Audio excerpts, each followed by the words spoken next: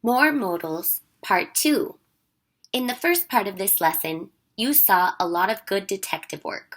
You also saw a lot of modal verbs.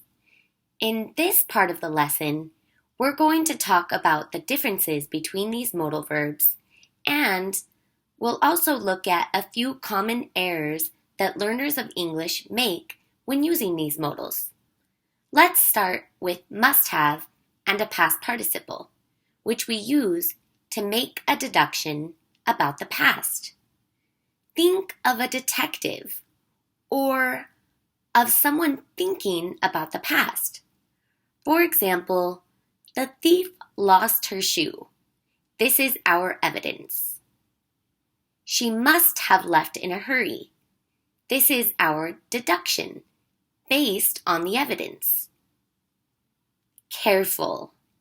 Although must and the base form of a verb does express necessity in the present, like you must catch the thief, it is necessary. Must have and a past participle does not show necessity in the past. Let's look at a verb that does do so. When we use had to and the base form of a verb, we're expressing fulfilled obligation in the past or necessity in the past. For example, Jake had to take a private phone call. It was necessary. When we use didn't have to and the base form of a verb, we are expressing lack of necessity in the past. Clearly, the detective didn't have to look very hard to find clues. They were everywhere. Finally, we can use had to plus have and a past participle when we want to make a strong deduction about the past, when we are almost 100% sure that something happened. It's very similar to must have and a past participle. That thief had to have been hungry. That thief must have been hungry because all the food was taken. All right. You already know that should have and a past participle is used to show regret about a past time situation.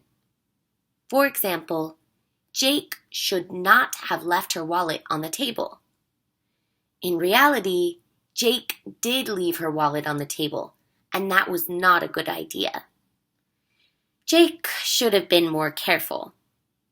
In reality, Jake was not careful. You should also be careful when using this modal verb. To express a fulfilled obligation in the past, use had to, not should. Let's look at an incorrect sentence to see what I mean. It's wrong to say, I couldn't go to the movies because I should do my homework.